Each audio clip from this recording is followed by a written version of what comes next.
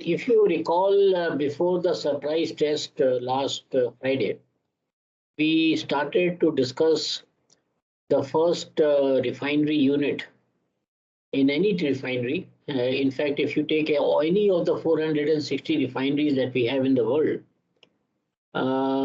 the first unit, which is also called as a primary unit, is the atmospheric and vacuum distillation unit. And we also discussed how it fits into, the whole scheme. Actually, the entire crude. In fact, there is no other process unit which actually handles the kind of quantities of material that actually is handled by a crude unit, particularly the atmospheric distillation unit. After that, the flows or the quantities keep on reducing, depending upon which stream we are processing where. So the combination of atmospheric and vacuum distillation unit, they actually separate out all the components in the crude oil, primarily because of the difference in the relative volatility, and that's why we use distillation. So the crude oil is actually boiled and we get gas, light naphtha, heavy naphtha, kerosene, and whatever cannot distill off at atmospheric pressure, then we actually apply vacuum, and that is very deep vacuum, absolute pressure of about 10 millimeter mercury. And we distill out further hydrocarbons out. These are very heavy hydrocarbons. Actually, if you leave them out, they will solidify. And they are primarily quite waxy in nature, the vacuum gas oils. And whatever cannot distill, even at vacuum, is what is the blackest most material in the crude oil. And this is very rich in asphaltenes, etc., that we learned earlier. And that is actually sent to process units like delayed coker, etc., that we will study in this course. So coming on to the atmospheric distillation, if you recall, I had mentioned that it is just not the column. It comes with a complete, it's actually a process unit where it has other, unit operations other than distillation, like for example, preheat train, that is the heat exchangers, the desalter, etc., etc. And basically the fractions that we get, these are the typical boiling range, C5 to 120, etc. And these are the typical yields. I had also mentioned that these yields would vary depending upon the crude that you are processing. And that is actually given by this TBP distillation curve that we studied earlier, where actually the curve is temperature versus percentage recovery. And if you draw this curve, which is a typical S-shaped curve, then you can, depending upon this cut range, C5, 120, 110, 190, whichever boiling range you're looking for, you can draw horizontal lines and then read off and draw perpendicular and read off what is the percentage or the yields that you will get for various streams, all the way from light naphtha to heavy naphtha, etc., up to vacuum residue. And based on this, we actually design the atmospheric distillation unit to be able to recover these kinds of yields and basically the cut temperatures. So from there onwards, we actually try to get into each one of the unit operations. Like for example, I showed you this picture and then the crude preheat train. And if you recall the crude preheat train, I had mentioned that it is a combination of three individual preheat trains. That is the cold preheat train, the warm preheat train, and the hot preheat train. The cold preheat train is actually preheating the crude all the way from ambient temperature to the desalter temperature, which could be something like 120 to 140 degrees Celsius. And then the desalter exit actually goes into what is called as a pre-flash. So in the cold preheat train, you would imagine, I mean, you get typically something like 100 degrees Celsius, sensible heat increase in the crude. While actually the warm preheat train goes up to something like 40 or 60 degree, depending upon what is the temperature of the pre-flash.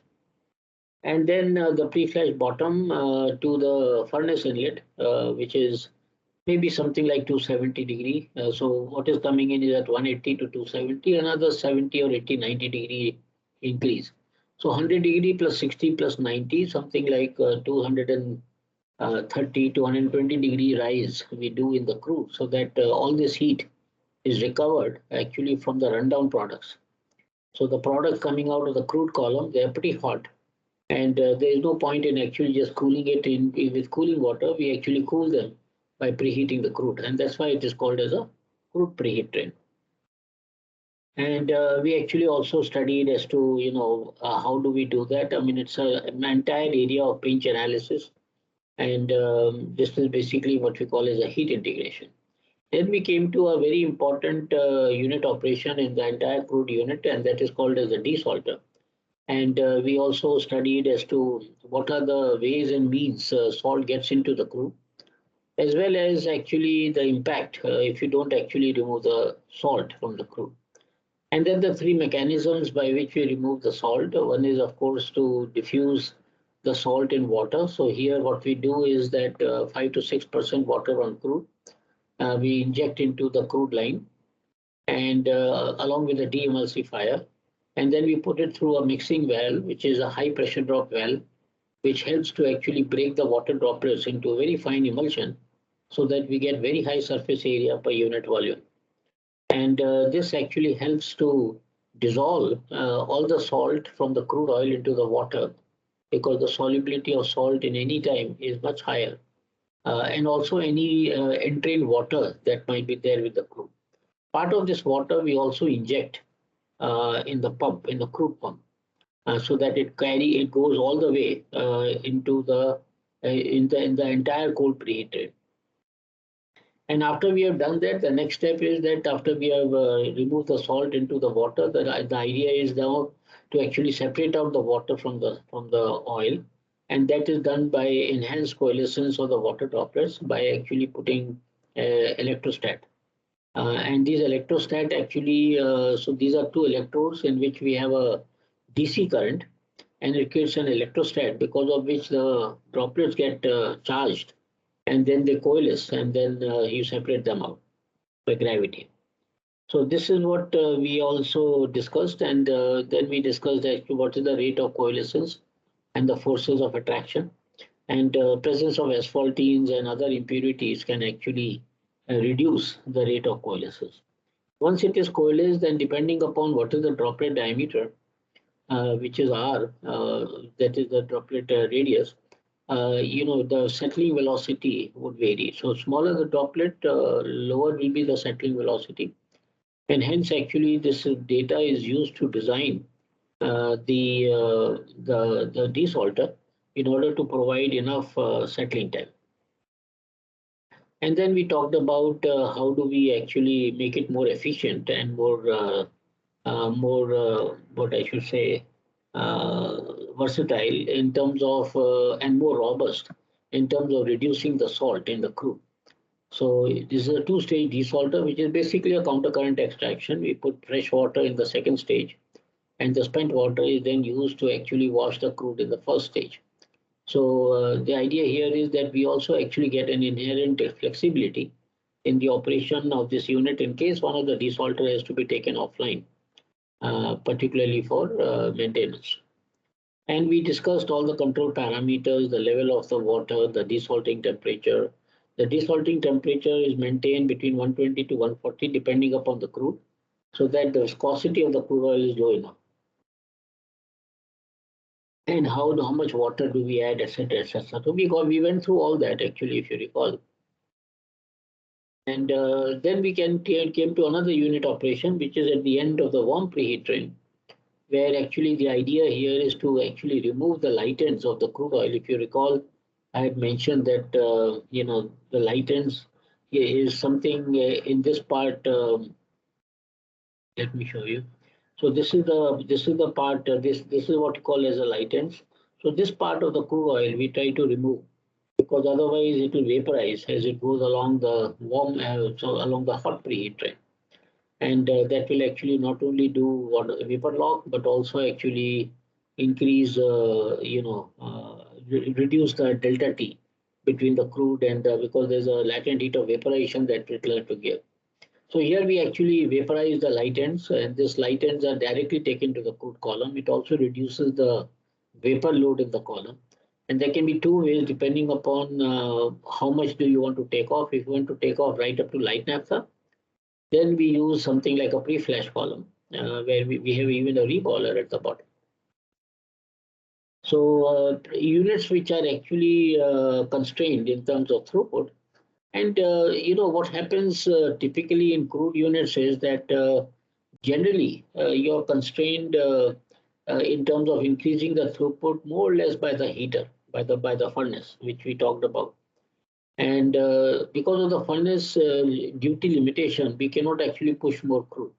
So the pre-flash column with a reboiler adds that extra amount of heat, so as to say, in order to actually, debottleneck the furnace to some extent. And to that extent, we can increase perhaps 3 to 4% of the crude oil flow rate, which is quite significant otherwise in terms of profit. And then we came to the discussion of the furnace itself. That is basically it has basically three sections: the radiation section, the convection section, and the stack. And we try to maintain the temperature of the stack in such a way that it is above the acid dew point, so that the sulfur dioxide, if water vapor condenses, then sulfur dioxide will dissolve in that water, and it will create sulfurous acid, which can actually corrode the material of construction of the stack, which is typically carbon steel. But in the convection section, we actually provide three rows of tubes. One is to preheat the crude itself, the first one. The second one is to generate the steam that we need in the crude unit. And the third one is actually the preheating of the air, which we use for combustion here. So why do we preheat the air? Because the ambient temperature is something, depending upon the season in the year, it could be very low, something like 10 or 12 degree in winter to something like 30, 35 degree in summer. And actually that temperature, and that air when it comes in, it actually gets preheated by the flame itself. So the idea is that if I actually can preheat the air by recovering this heat of the flue gas, then I can actually increase the flame temperature, what is called as the adiabatic flame temperature. And this higher adiabatic flame temperature would actually give more radiation as per Stephen Boltzmann equation, that is sigma epsilon area into T to the power 4 minus T to the power 4. That is temperature of the flame minus the temperature of the body at which the radiation is falling on. And so basically the idea is to increase the temperature of the flame by bringing the air which is preheated in the convection segment. But that bank of tubes is the last before the flue gas leaves the stack. And this was the typical picture of a furnace. You can see that this is the radiation section here. This is the convection section and the stack above that.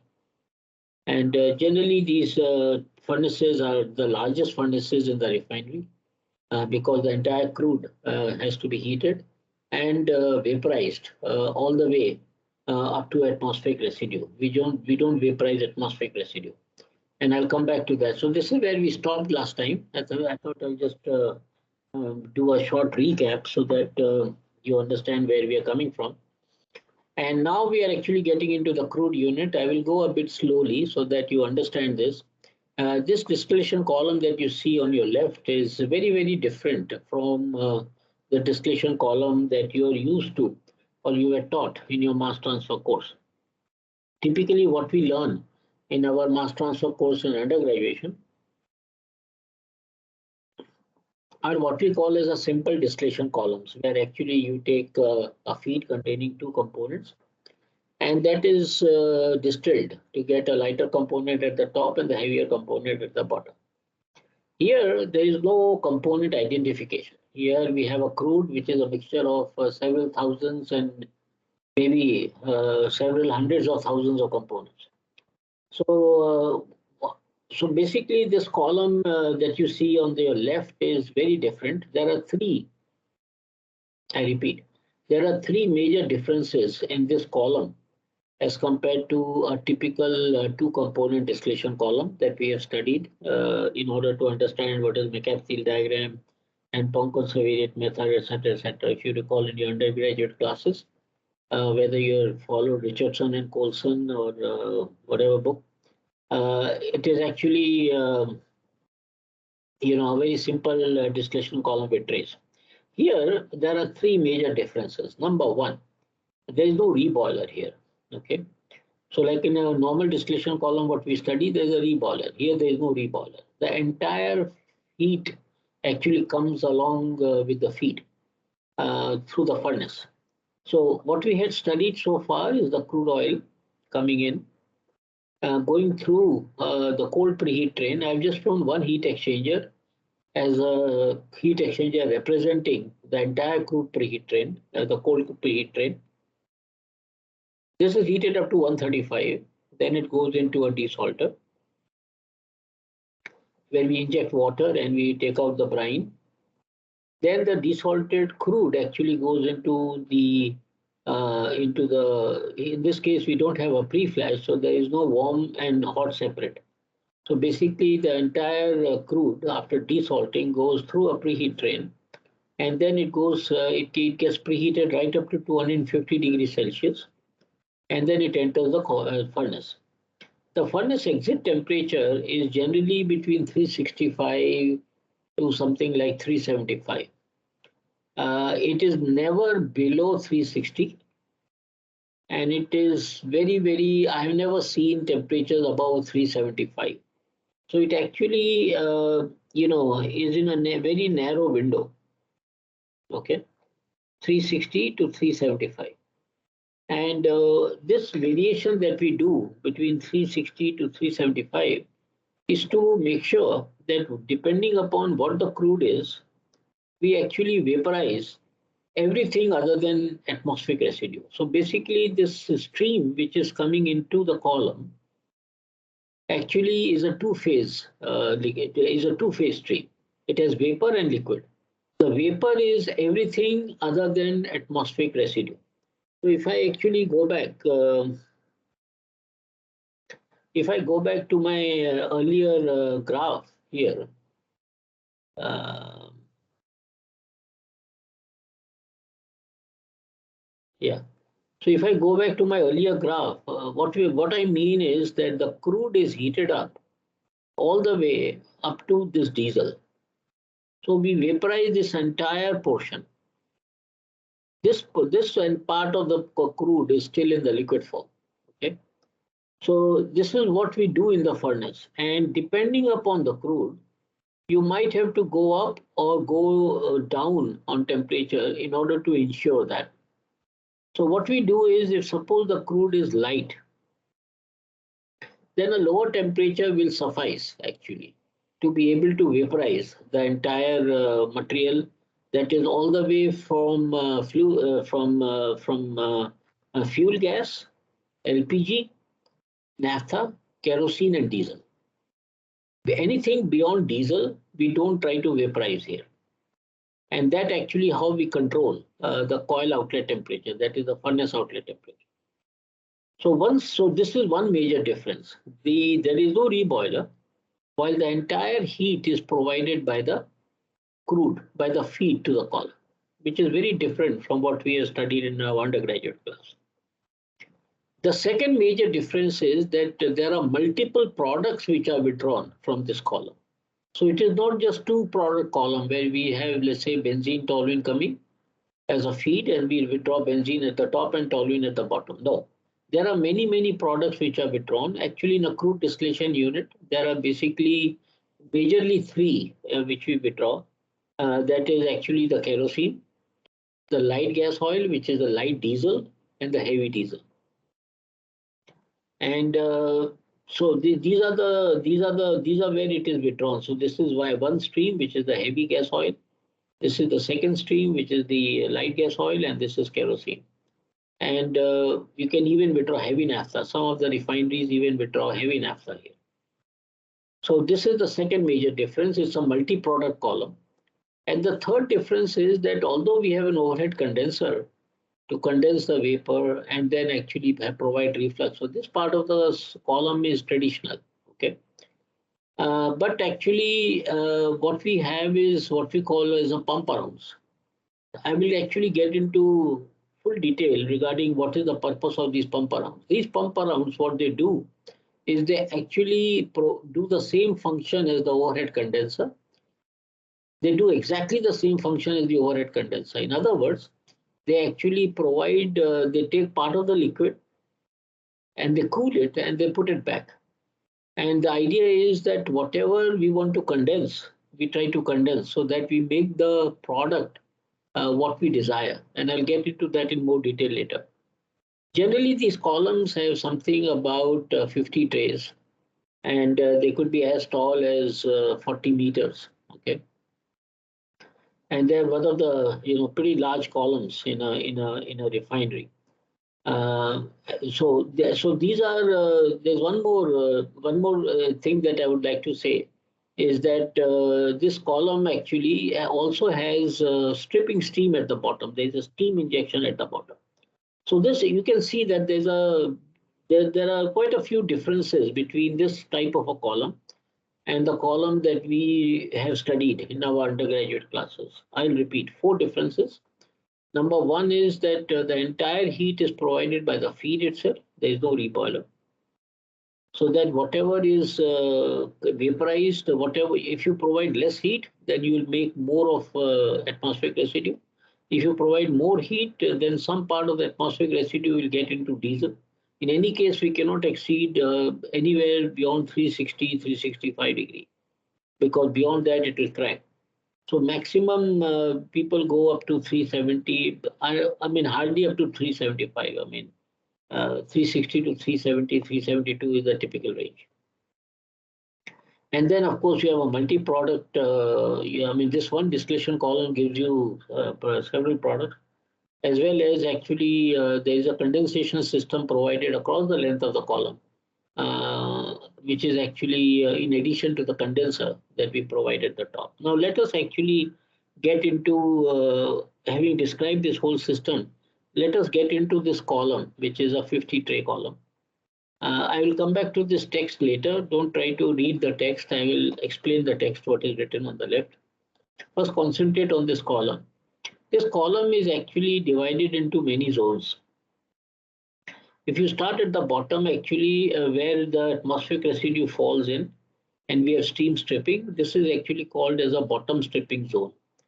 Where the atmospheric residue, which is also called as a long residue, which is finally going to the vacuum column. This actually we steam strip.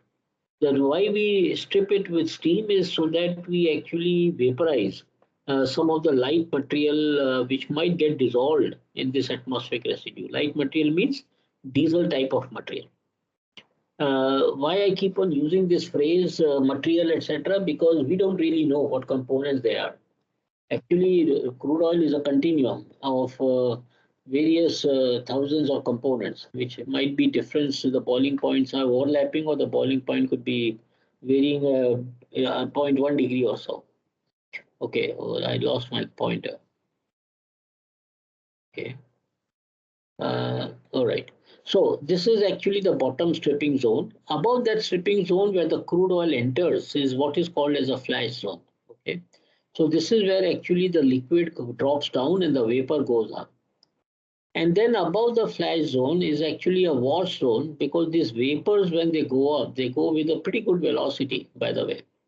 And they might actually entrain some of this residue droplets with them. So in order to actually, get the droplets, wash the vapor, we actually have a liquid coming from the top, which actually does vapor liquid contacting on a tray, and thereby actually, arrest the entrained droplets and take them down back again. Above the wash zone, there are one, two, three, or even more product zones. Now, these product zones is where actually you withdraw the products, okay? And I'll come back to that in a moment. And then above that, of course, is the column top zone, where we have actually the vapor going out, finally leaves the column. And we need to ensure, because there is a stream stripping at the bottom, and we have these side strippers also, and I'll come back to these side strippers later. I don't want to actually confuse you with the role of these side strippers. It's not something which is very difficult to understand. So we'll talk about the side strippers later, but actually the steam which is we are injecting at the bottom might tend to condense here. So we try to maintain the column overhead temperature at least 50 degree, 50 degree above the acid dew point. What is acid dew point? Again, the same what we discussed in the furnace. That is actually if the steam condenses to water, then the H2S, which is present in the crude, might get dissolved, and actually it can corrode the top dome of this column. So having talked about that, let us go through this text. Basically, this column operates at a low pressure. As I told you, we try to maintain atmospheric pressure or just above the atmospheric pressure in this drum here.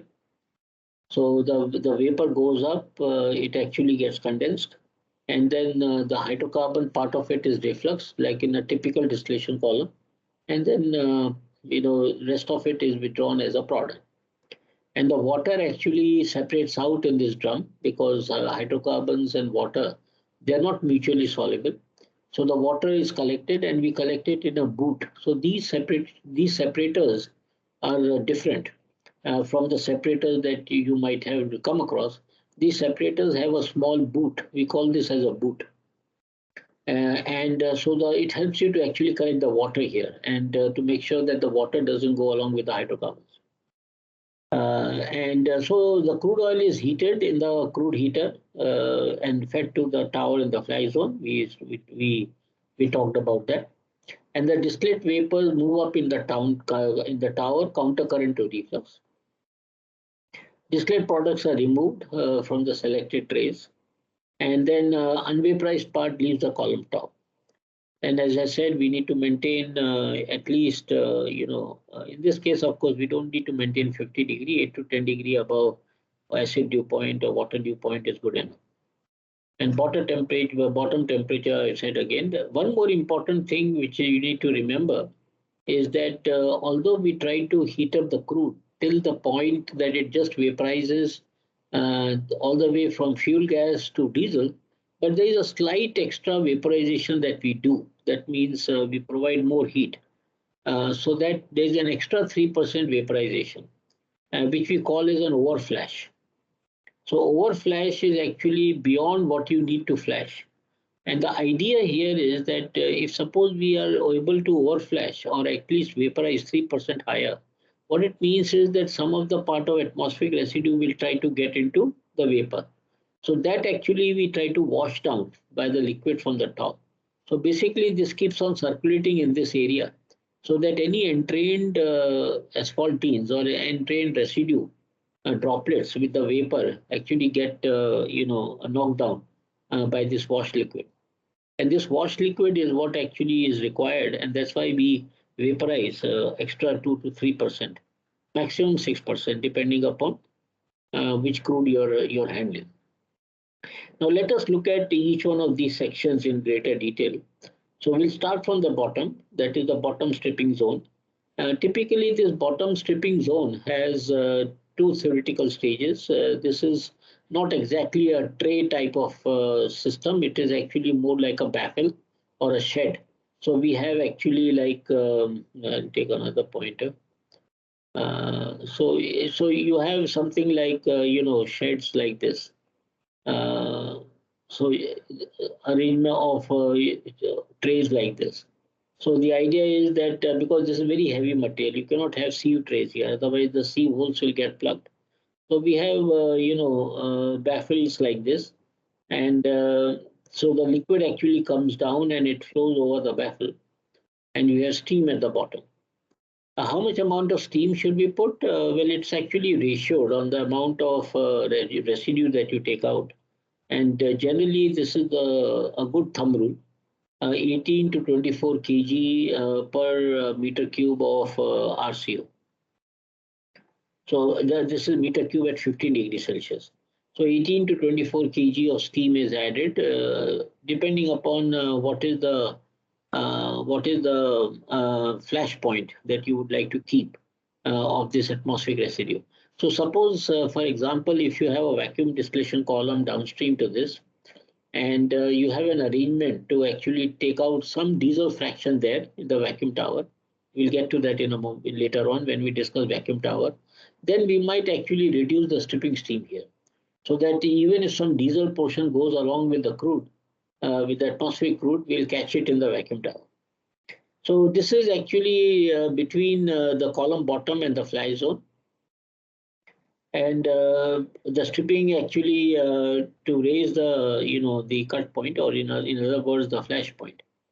And it also actually another purpose of putting this much quantity of steam is in order to actually reduce the partial pressure of the hydrocarbons right across the column, and more importantly in the fly zone, but also right inside the column. So actually, in a way, the column operates more like a vacuum tower because you're reducing the partial pressure of the hydrocarbons, by the steam. So that actually helps in a better fractionation between consecutive products. So this is as far as the column bottom is concerned. It's very simple. Just to summarize, the crude oil, when it comes and flashes inside, the liquid, which is the atmospheric residue, drops. It can have quite a significant quantity of diesel dissolved in it. So we stream strip it. And this steam is actually generated from the same furnace that we talked about in the, we put boiler feed water in the convection section, and it generates steam, which is used here. And this is not a very high pressure steam, just a low pressure steam, but it has to be slightly superheated, not exactly saturated steam, so that it actually provides the stripping and it doesn't cool the column bottom. So this is basically the bottom section of the column. The next is the flash section. So if you recall, I had mentioned that the crude oil comes in and it flashes here. So basically, there are hardly any trays in this region. In fact, a lot of designers provide various kinds of devices, flash zone devices, so that the vapor and the liquid separation is perfect. What I mean by perfect is that, of course, the vapor cannot go down. Whatever vapor comes in will go up only because of the difference in the density between vapor and liquid. But this vapor, depending upon what velocity it has, it can actually entrain liquid. So people put, vortex separators, etc., here, so that sometimes they give tangential entry of the crude oil. Generally, that is the practice. We give a tangential entry of the crude oil, so that the liquid and the vapor get separated because of centrifugal force. And so this is actually the entire heat that comes. There is no extra heat source here. And basically the vapor goes up and the liquid comes down. So no actual trace in this zone. And the flash zone temperature is high enough to vaporize the products. Flash zone temperature remains the same. There's small temperature difference between the furnace outlet temperature and the flash zone temperature because of the temperature drop as it in the pipeline as the crude comes from the furnace into the crude column. And this overflash, actually, whatever I talked about earlier, 3 to 6%, which is an extra vaporization that we do, that goes up, and actually it tries to vaporize the liquid which is coming down, which is the overflash. So basically, this 3% extra heat that we provide is basically to vaporize this extra liquid which comes down because of that vaporization. And this traffic continues here. The vapor goes up and then the liquid comes down. So basically, they compensate each other. And that way, actually, we try to remove the entrained droplets back into the bottom. So this is what exactly the purpose of the flash zone is. Above the flash zone is actually the wash zone, and that is where actually we talked about the overflash. It has two theoretical trays corresponding to 6 to 8 actual trays. And this is situated between the flash zone and the product zone. And this is very important because actually the liquid coming from the product zone, this is this extra liquid that we were talking about, which is vaporized by this hot vapor because of this 3% extra heat that we have. And that actually, by during its vaporization, it actually removes the droplets also, entrained droplets, and also does a good fractionation between the atmospheric residue and the diesel. Because if suppose without this section, if you remove the diesel immediately, then this diesel would actually be black in color because some asphaltene droplets would have actually got entrained and then moved along with the diesel going out. So that is why this wash zone is important, which actually provides a kind of a gap between the diesel draw and the atmospheric residue. And then we come to the product zones, which is what we discussed earlier, where you withdraw various products. Like, for example, in this case, there are something like 50 trays here. I mean, we are still not done. Only 32 trays are shown, but there are another 18 trays above that. What happens is that as the vapor goes up, the heaviest component in that vapor is diesel, right? The vapor that is going up from the flash zone, from the wash zone above, has everything, including H2S, that is the fuel gas. It has LPG, it has light naphtha, heavy naphtha, kerosene, and diesel. And of course, this is, of course, that heavy portion which I was talking about. Generally, we don't use this gas oil. It is sent to further processing units for cracking, etc. But this provides a kind of a gap in terms of atmospheric residue and diesel. So the first product which is withdrawn is from tray number 11. Now, this is not, don't try to memorize tray numbers, etc., because these tray numbers will vary. What I'm trying to say here is that the product is withdrawn, which is a liquid product, and then what goes above from tray number 11, from which this product is withdrawn, is everything else other than gas oil. And then actually we withdraw diesel from tray number 19. And once you withdraw diesel from tray number 19, every vapor, the entire vapor from tray number 19 upwards is everything else other than gas oil and diesel. In other words, the vapor entering tray number 22 will be fuel gas, LPG, naphtha, and kerosene. And then we actually withdraw kerosene. So whatever vapors going up would be now fuel gas, LPG, and naphtha. And that is what we actually condense at the top. So I'll just repeat this. So when we enter the crude, the non-vaporized portion goes down. The vaporized portion contains everything, all the way from fuel gas to gas oil. So but the moment we withdraw gas oil, what remains is everything else other than gas oil. The moment we withdraw diesel, the vapors that are going up remain everything else other than gas oil and diesel, and then kerosene and so on and so forth. So, and these are actually, we provide something like, 3 to 4 theoretical trays for fractionation. The fractionation, actually, what fractionation we are doing here is actually in terms of fractionating between diesel and gas oil in this section. What we are fractionating here is actually the fractionation between kerosene and diesel. And in this section is between naphtha and kerosene. What exactly, and I'll talk about that later, what exactly I mean by fractionation. Just to actually satisfy your curiosity, what fractionation we are trying to do is to make sure that no kerosene component gets into diesel. So when we are saying that we are fractionating between kerosene and diesel, we are saying that we don't want to allow any kerosene component to get into diesel, or actually any of the light diesel components getting into kerosene. So kerosene is a lighter stream as compared to diesel. Diesel is a lighter stream as compared. So this particular fraction it does two things. It doesn't allow any of the light part of the gas oil to enter the diesel, and it doesn't allow any of the heavy ends of diesel to get into gas oil. It is like, for example, I'll just draw an analogy. with respect to your benzene toluene column. So when you take, let's say, 50-50 mixture of benzene toluene and put it into a column, you don't expect to get pure benzene from the top and pure toluene from the bottom. You will get some quantity of toluene to the top depending upon what reflux ratio and number of theoretical stages you're providing them.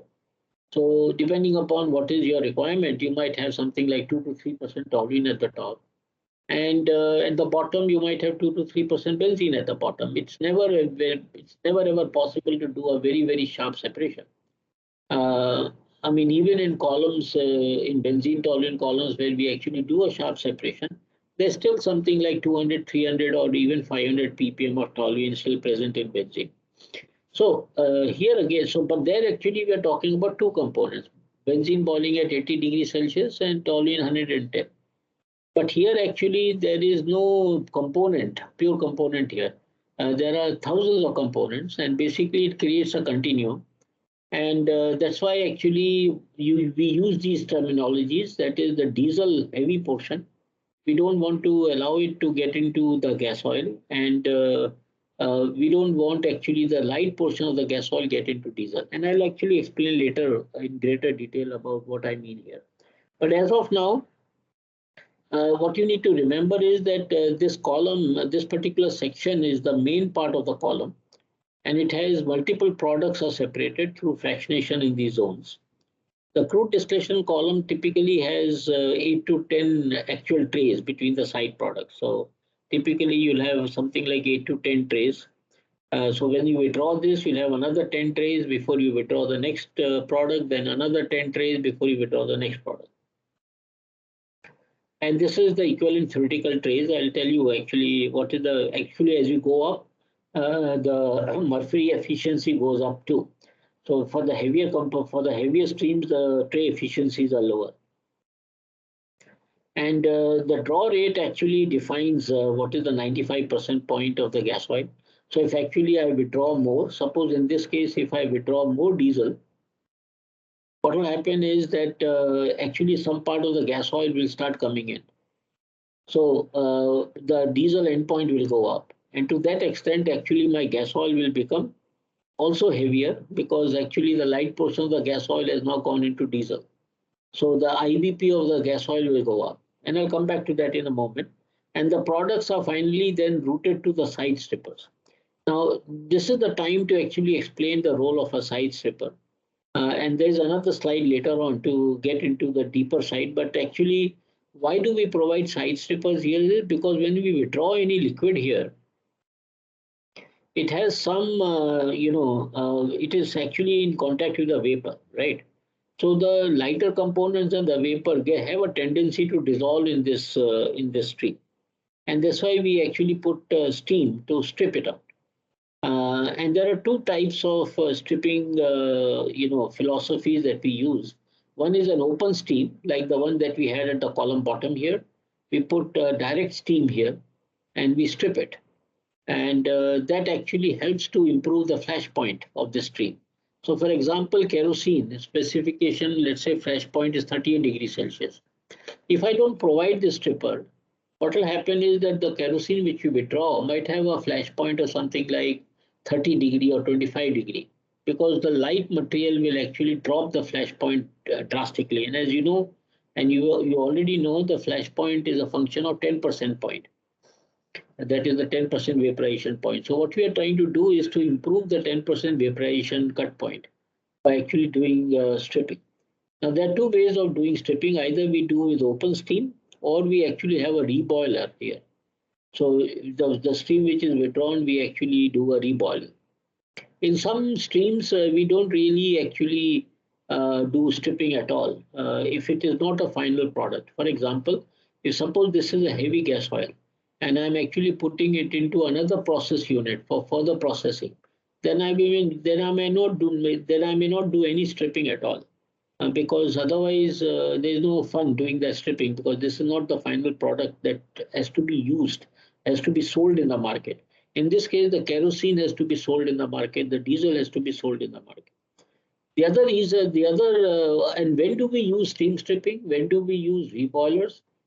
Basically, let's say you talk about kerosene, and suppose you're making jet fuel rather than kerosene. As we already discussed, aviation turbine fuel, or what we call as a jet fuel, which actually flies the planes in which we travel, that has a very strict specification on the water content, and we don't allow any free water beyond 100 ppm in jet fuel. The reason is that if suppose you have free water present in the jet fuel, then that water will actually freeze at the height that we travel, and that will actually choke the injection nozzles in the jet engine. And that is why actually we limit the water content there, and that's why we don't use steam stripping here, particularly if you're making jet fuel, because that steam will actually some amount of steam will condense, and it will form water droplets. I don't know whether you have noticed. This is something which perhaps you will not find in any textbook. This is basically coming from my own experience, and having done some research in this area. Uh, Unknown to you, when actually you're sitting in a plane, many a times the crew announces that you need to switch off your mobile since we are actually fueling the aircraft. So when the tanker approaches the plane and it actually uh, you know it stations itself below the wing of the plane. One thing which is done, which we all don't know, is that there's a small experiment that is done there by the person who actually is going to fill that jet fuel in the plane, in the wings of the plane. By the way, the jet fuel that is in any aircraft is actually in the wings.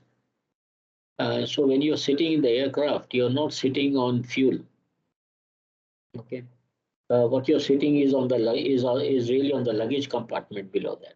So below you is the luggage compartment where your luggage and any other cargo is filled up.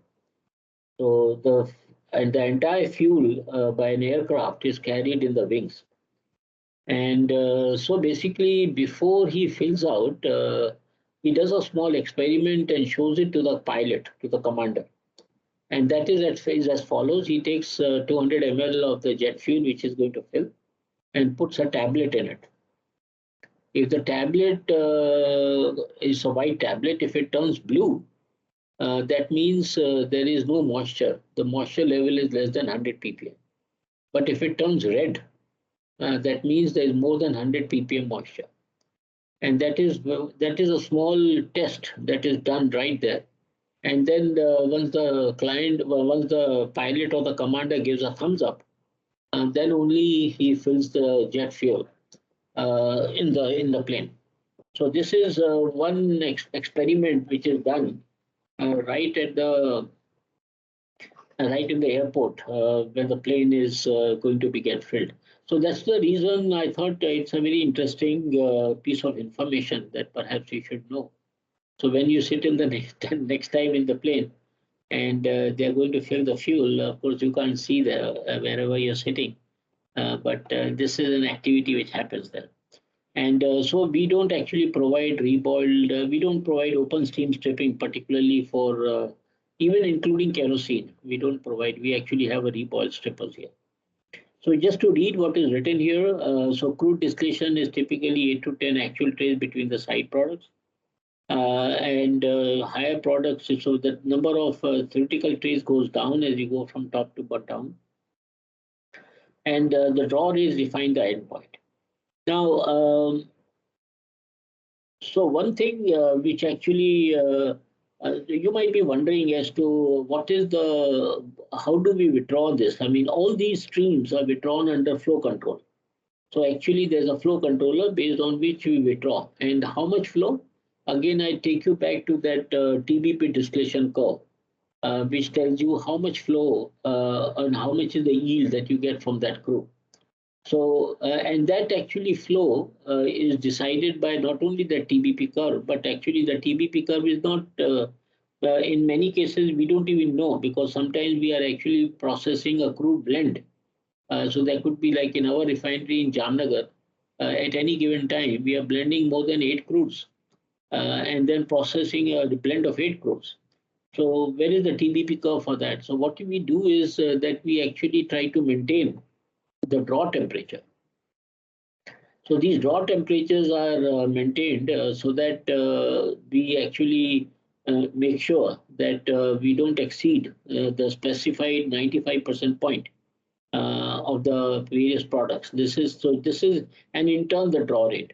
So let me tell you, suppose for example, if I'm drawing diesel at a certain flow rate and I'm maintaining a certain temperature here, if I suddenly start drawing more diesel, what will happen is that this temperature will tend to go up, the tray 19 temperature. The reason is that actually the more diesel you withdraw, the more will be this diesel is withdrawn from where? It is the vapors coming from the bottom, correct? So these vapors are getting condensed, and actually, if you're withdrawing more, that means there is less of fractionation here. There's less of liquid coming down, because whatever is coming from tray number 20 to tray number 19, part of that is withdrawn, and rest of it is actually going down to the next tray below, that is tray number 18. So that flow will come down, and when that flow comes down, the fractionation here goes reduces, and thereby actually the heavy end, the light end of the gas oil, which was supposed to actually come down, it starts going up, and it lands up in the diesel. So basically, it actually increases the draw temperature, and in turn, if you don't do anything about it, what will happen is that the gas oil, since we are withdrawing it as a constant flow, we are not actually doing a reduction in the gas flow just because we increase the diesel flow. So we actually start getting, a heavier gas oil because some of the atmospheric residue material will start coming in now. So as you can see, there is a cascading effect. If I actually start withdrawing more diesel, it will become heavier. That means the end point will go up, and that material is coming from nowhere other than from the gas oil. But the gas oil flow is also constant, so that material will come from nowhere other than atmospheric residue. Please note that the kerosene remains undisturbed because all this action is where actually the vapors have both gas oil and diesel, and of course kerosene. But the kerosene part starts only after we have withdrawn the diesel.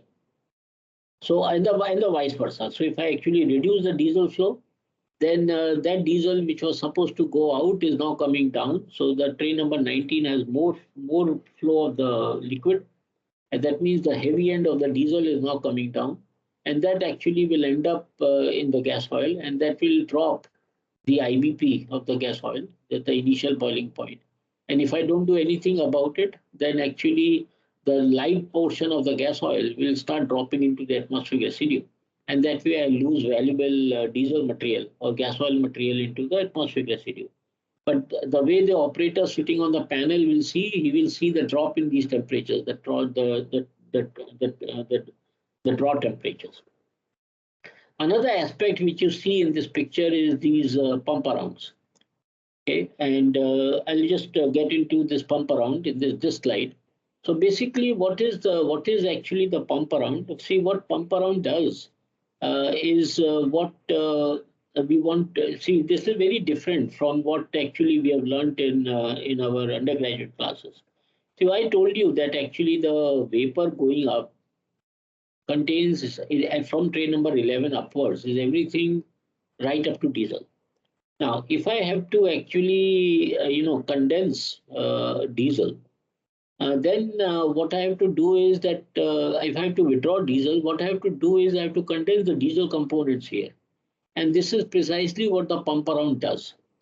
So this is actually the picture. So this is where actually I withdraw the product. Okay. And part of that product is cooled. And again, this cooling is done by our crude preheat train. So this pump around. So on the coil side, we have the crude. So that crude gets preheated, and this liquid gets cooled.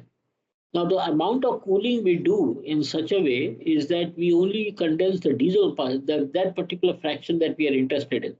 So, for example, here we are only condensing the gas oil component. This particular pump around will only condense the gas oil component. If I don't do any condensation here, if I don't do any cooling here, this gas oil vapor will go up, and I cannot withdraw anything here. Then there will be no liquid here. So this entire vapor will go up and it will overload the overhead condensing system. So what I try to do is that I take away only that much amount of heat, which is equivalent to the latent heat of vaporization of this gas oil. So we just condense. I mean, this gas oil ultimately coming in at its bubble point from this tray number 11. So it's liquid actually, but it was present in a vapor form here. So this vapor enthalpy minus the liquid enthalpy is what we actually try to recover from this liquid, so that and then put it back. So it condenses that vapor. Once we actually remove the gas oil fraction, we get the diesel plus diesel and the lighter components. And now we are only interested in the diesel. So we take the same liquid out and then we cool it and put it back, and we condense only the diesel part. And then whatever vapor goes up, again same thing. So there could be a fourth pump around also in order if you have heavy naphtha withdrawal. So basically, these pump arounds actually, and I'll explain in a greater detail later. Just for the completeness sake, basically, if you read what is written here, the pump around zones includes the trays between the product trays and the return tray. The cooling circuits help to remove the latent heat. This is what I just said. Heat removed is transferred to the crude so that we don't waste this heat using a cooling water or fan cooler or whatever. We recover that heat into the crude in any of those preheat trains. So actually, suppose I'm talking about the lower pump around. This is called as a bottom pump around, the middle pump around, the top pump around. So BPA, MPA, and TPA. So the bottom pump around is hot, right? The temperatures are higher. So maybe this particular heat will be provided in the hot preheat train. This might be in the warm preheat train, and this could be actually in the cold preheat train, depending upon what the temperatures are. So this is how actually it is heat integrated with the preheat heat exchanger, and typically two or three actual trays, and these are basically the heat transfer trays in this pump around zone. And what is the stream that is used, which is cooled? Generally, for convenience sake, what we do is so that we don't actually have too many pumps going around. What we try to do is that the same product which we are withdrawing as a gas oil, we take part of that and then cool it and then put it back. So that two or three trays, so that actually whatever vapor is coming, only the gas oil components get condensed by this cool liquid. Sometimes roughly these delta T's are of the order of going all anyway from 40 degree to 80 degree. And delta T means the temperature at which we withdraw and the temperature at which we put it back into the column. Same thing as you can see here, the diesel is being withdrawn, cooled and put it back. Similarly, kerosene is being withdrawn. So basically the same pump can help you to do both the things to actually take the pump, put the pump around as well as withdraw the liquid from the column. So this is what happens. About 60 to 80 degree temperature drop. And yeah, this is additional information in terms of the heat transfer coefficient, etc. Actually, linking up with what you have studied in your undergraduate classes, let me actually, I've tried to actually pen it down so that it's easy for you to understand how this thing works. And actually how what is the what is the pump around, what exactly does a pump around do? So this is, let's say, the bottom section of the column. Remember we talked about the bottom section of the column, this one, the bottom stripping zone. So this is actually just a more of a thermodynamic way of expressing it. So we're getting a hot crude from the furnace and it flashes. So this is like a flash drum. the bottom section is like a flash drum, where actually the vapor comes out from the top, and you have long residue at the bottom, and we have got seam stripping here. Now you can imagine this as a separate standalone column. Then what it needs is a liquid from the top as well, so that we can do vapor liquid contacting in this part of the column. Now this liquid from the top is actually coming from the section above this. Now, so what do we do here is, what does the pump around do really? Uh, if suppose I had, instead of one single column, if I suppose had, let's say, three different columns, okay? Sorry, four different columns. So I can do exactly the same thing that I'm doing in one single column with the help of these four different columns. And believe me, you may not know this, but even in our own country, let's say in Bharat Petroleum in Chimbur here in Mumbai, the earlier crude distillation unit that was actually designed and built by Shell. Remember, BPCL used to be owned by Shell. Was actually in this configuration. Four separate columns. In fact, why I remember it that because I implemented advanced control on that unit, and they were four different distillation columns side by side. Nobody would do that now, of course. But it is easy for you to understand actually how these different sections operate. So here is the column bottom where you got steam here, and you got long residue being withdrawn, you got vapor coming in. Imagine we condense this vapor just to the extent that we get the gas oil from the bottom, right? And part of this vapor is actually put here. So the part of this vapor is actually put here, and part of this liquid is taken here and put as a reflux to the tray below. So remember, this column is sitting on the top of this. So before we actually put this vapor into this column, we partly condense it so that only the gas oil portion comes down. What doesn't condense is everything else other than gas oil, right from fuel gas to kerosene or diesel. And that again we partly condense. And then actually the diesel comes down. And there's a small amount of vapor that we put in just to strip it. And part of the diesel actually goes as a reflux here. And then the whatever doesn't condense in terms of diesel is kerosene. So that is what we are taking here, and only condensing the kerosene part. And then you have everything else from fuel gas to naphtha going to the top, and that is the column top, the main column top. So this is actually thermodynamic representation. This is basically a thermodynamic representation of our crude columns.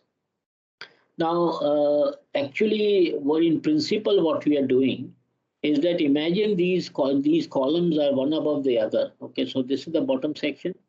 This is the gas oil withdrawal section. This is the kero withdrawal section. This is the HSD withdrawal section, and this is the kero withdrawal section, one above the other. So and we cannot actually withdraw the vapor out. We need a compressor, right, to withdraw the vapor and then condense it. And so what we are trying to do is that we don't have this. Okay, so we don't have this in the actual system. The vapor goes straight into. So this is blocked. There's nothing here. This column is actually right on the top here, and this vapor actually goes here, right? And the gas oil is actually going, and then we have a cooler in which we cool this gas oil, and this is actually put up here, and the part of it is being withdrawn as a product. So this is essentially what we are doing. So imagine this column to be on the top of here, and the vapor going to the bottom here, and of course part of this liquid goes here. So this column is right on the top here. The vapor goes here. Then we have the gas oil which is cooled and brought up, and then the vapor goes up. So this is how actually the whole arrangement is. Now, if you understand this, the same thing happens here as well. No, this vapor goes right up here, and then we have a cooler,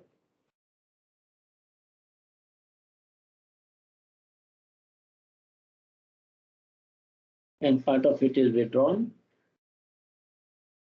and part of it is sent as a reflux. So this is how actually the column arrangement is. Now, if you understand this, you can now understand this arrangement. It's very simple. So the vapor comes here.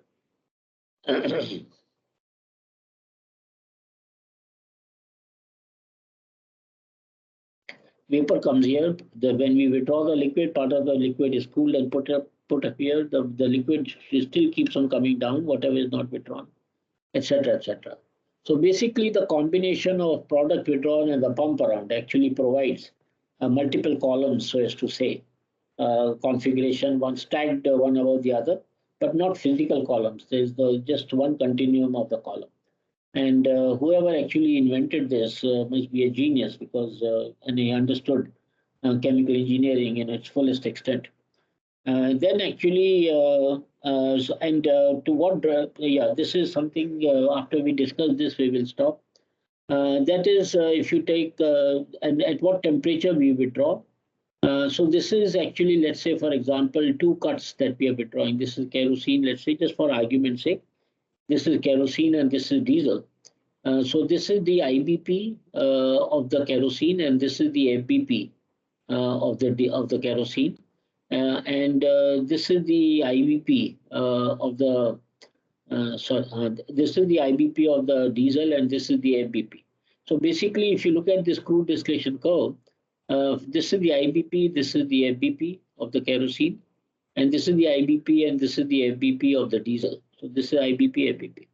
And the mid or mean average boiling point, which we studied earlier, this is the mean average boiling point of kerosene. This is the mean average boiling point of diesel. And generally, the tray temperature matches or corresponds to that. Of course, you have to compensate it with respect to the partial pressure of hydrocarbon on that tray. And the partial pressure of hydrocarbon is nothing but the mole fraction of the hydrocarbon on that tray into the total pressure of that tray. So you have to compensate this temperature equivalent. You have to calculate the atmospheric equivalent temperature. So whatever is the draw temperature, you have to calculate the atmospheric equivalent temperature, and that will match with the mean average boiling point of that draw. So this is what we are saying, and so this is how you fractionate it. In the real life, actually, this fractionation will not be that neat. In other words, you don't have just the see. This is the IBP of the kerosene. This is the FBP of the kerosene, for example, and this is the IBP of the diesel, and this is the FBP of the diesel. When you withdraw that kerosene and diesel, this point will not match. That means the FBP of the kerosene will not be equal to the IBP of the diesel. In practical time, in practically, what will happen is that the FBP of the kerosene will be higher than what you expect it to be, while the IBP of the next fraction, heavier, is much lower than what you expect it to be. And that is because actually we are not able to do very clean separation between two cuts. So, for example, if I have naphtha, this is the crude distillation curve, TBP curve, temperature versus volume percent distilled. And this is actually the full naphtha, this is the light naphtha, this is the heavy naphtha. And then from naphtha to kerosene, kerosene to gas oil to residue. These are the what we call as a endpoints or what we call as a cut points. So basically, when you are withdrawing the kerosene, you are withdrawing at the temperature which is equal to mean average boiling point. But this kerosene, when you withdraw, it should have an IBP corresponding to this and ABP corresponding to this. Particularly if there is a sharp cut, that means you have infinite number of trays between the kerosene and the kerosene draw and the gas oil draw. But practically it is not possible. So what happens is when you withdraw kerosene and you do a D86 or TBP of the kerosene, then the TBP of the kerosene will look something like this. Okay. And this is what it means is that it has some part of the naphtha, which was supposed to be naphtha, but actually it is some heavy portion of the naphtha is here, and some of the light portion of gas oil is also comes along with the kerosene. And this is what actually defines the 5% and the 95% point when we are talking about these fractions. So this is how actually the real world is. You can never get, like for example, in the same example which I keep on quoting, when you take distilled benzene and toluene, you can never produce pure benzene at the top and pure toluene from the bottom. There's always be some toluene at the top and some benzene at the bottom, right? Similarly, here also there'll be some part of the naphtha going into the kerosene. That's what actually this particular temperature delta T is, and some part of the gas oil going along with the kerosene, and the vice and the same way. But these are what is called as the cut points. So this is like a 20% point, 30% point. So these are the cut points that we know of the crude oil.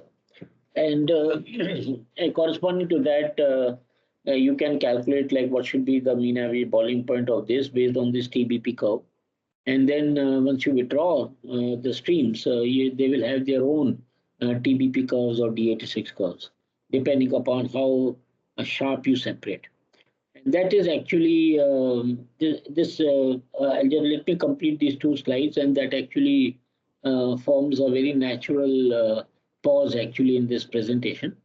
So basically, this is what I meant. So if you look at this TBP curve of the crude oil, this is the TBP curve of the crude oil. So this is what the TBP curve is. And if suppose I have a sharp separation, in other words, my kerosene endpoint is equal to the IBP of the diesel. That means they actually lie on the TBP curve. Then if you withdraw those samples where you have sharp separation and you do an ASTM D86 of those two, then, as you remember, for the portion above the 50% point, the TBP is higher than ASTM. That means you have to do positive corrections in the TBP. While actually below the 50% point, you have to do negative corrections to TBP. So basically, the 95, the ASTM curve of kerosene will be lower than the TBP curve of the kerosene, while the ASTM curve of the diesel will be higher than that of the TBP curve of the diesel. And this is called as a gap. And that means the end point of the D86 curve, ASTM D86 curve of kerosene, and the IBP of the ASTM D86 curve of diesel, there's a gap. And this is how you define as a gap. That means it is the difference in the IBP of the heavier fraction minus the endpoint of the lighter fraction. But if suppose that separation is not that sharp, which is the normal case, which is the real world situation, then what happens is that actually the TBP, instead of IBP and FBP being equal between the light and the heavy fraction, the TBP curve is like this for the light fraction. That means it actually has some of the heavy portion of the heavy cut. So that's why it actually curves up. While actually the TBP of the heavy fraction curves down because it has some heavy ends of the lighter cut.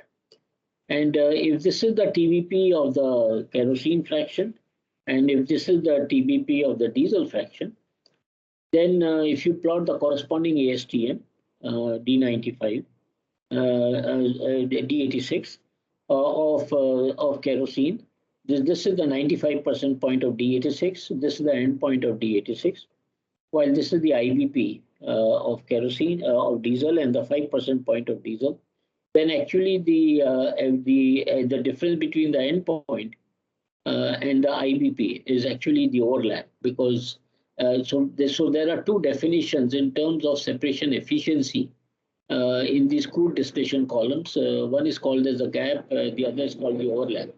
So actually in our day-to-day discussion, when we talk about separation, we ask people like, what is the gap overlap? How much is the gap and overlap?